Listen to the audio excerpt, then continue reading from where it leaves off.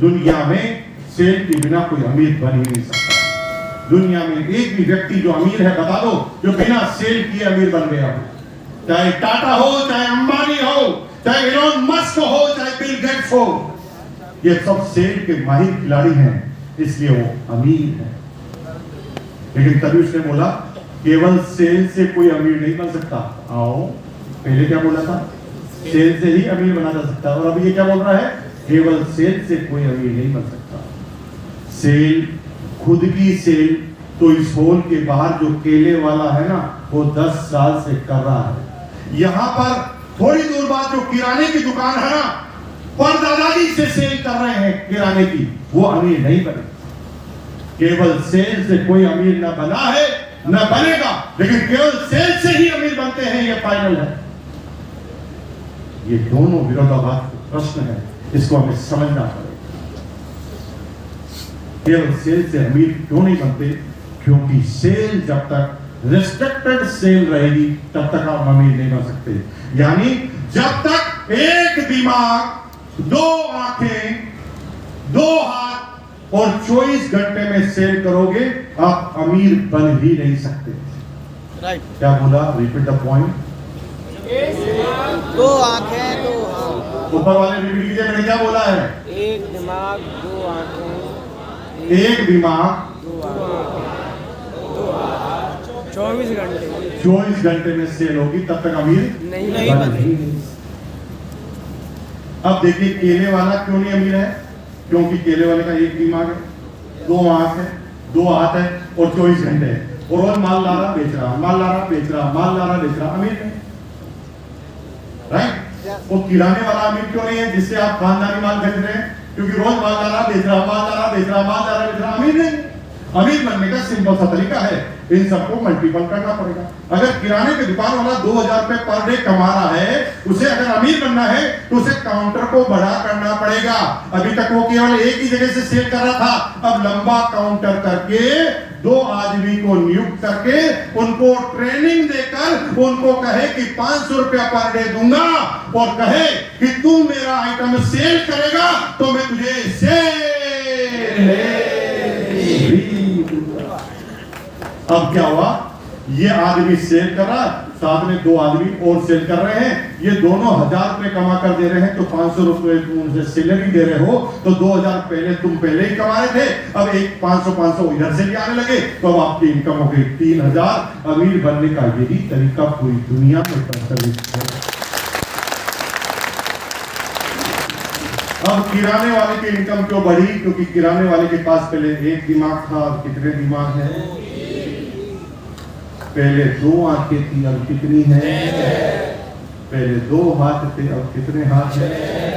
पहले 24 घंटे थे, अब 24 × 3 72 घंटे हैं। इसलिए उसने सबको मल्टीपल कर दिया, तो इनकम बढ़ गई।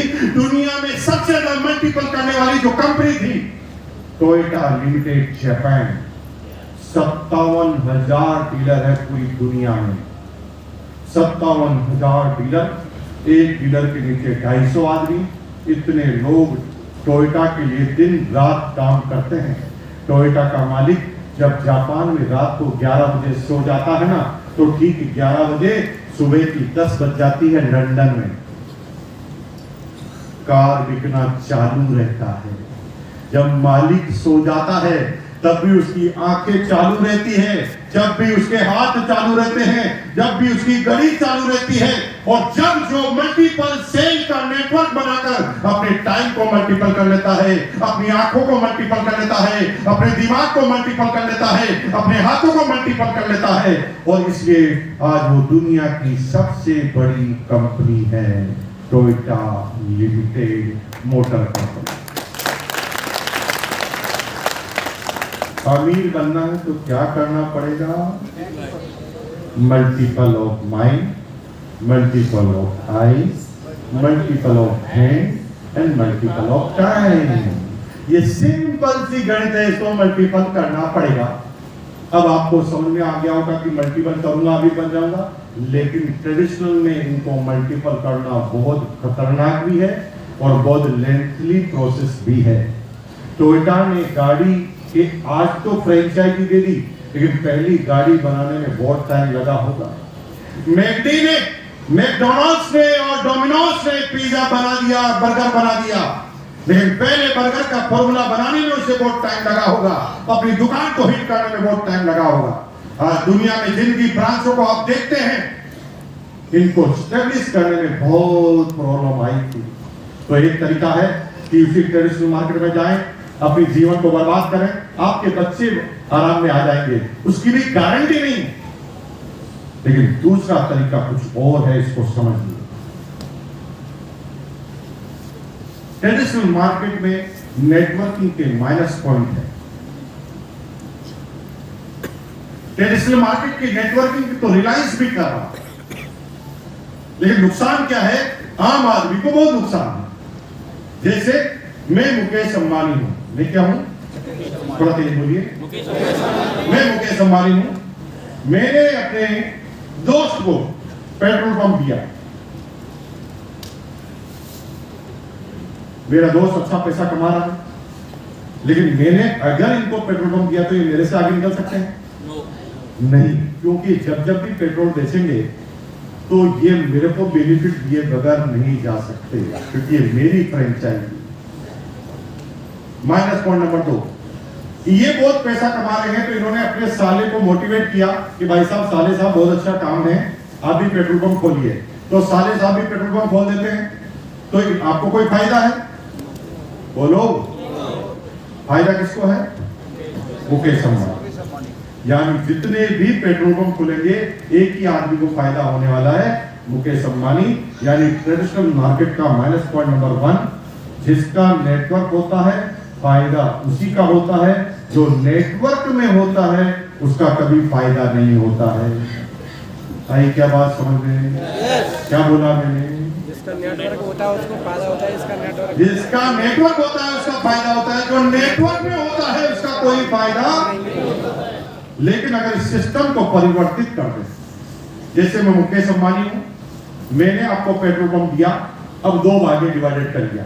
आपको मैंने कहा कि आपको जब भी पेट्रोल की सप्लाई चाहिए तो मैं दूंगा, लेकिन आपको यह अधिकार देता हूं कि आप जिसको भी पेट्रोल पंप खुलवाना चाहे खुलवा दीजिए, मेरे से बिना पूछे खुलवा दीजिए, और मैं पेट्रोल की सप्लाई करता रहूंगा। अब तुम्हारे नीचे वाले भी तुम्हें सेल करेंगे, तो तुम्हें उसका नेटवर्क का बेनिफिट यानी कमीशन मिलेगा। ऐसा हो जाए तो, जैसे मैंने भाई साहब को पेट्रोल पंप दिया, भाई साहब को पेट्रोल पंप देते ही भाई साहब ने उनके साले को पेट्रोल पंप दे दिया, तो मेरे ग्रुप में कितने नेटवर्क में आ गए पेट्रोल पंप? 2, और भाई साहब के 1। अब भाई साहब ने जो अपने साले को बनाया था, उन्होंने अपने साले को दे दिया, तो मेरे ग्रुप में कितने साले हो गए? 3। भाई साहब के ग्रुप में 2, और साले साहब के ग्रुप में 1। यानी एक भी साला जुड़ता है तो सारे सालों का फायदा, राइट? एक भी नेटवर्क में जाएगा तो सारे लोगों का नेटवर्क बढ़ेगा। अब जो साले का साला है ना, वो फिर अपने साले को दे दे, इकट्ठा कर करके सारे साले नेटवर्क का हिस्सा बना दे। जब सारे साले सालों को ही समझा देंगे तो कौन सा साला हिंदुस्तान में बच जाएगा?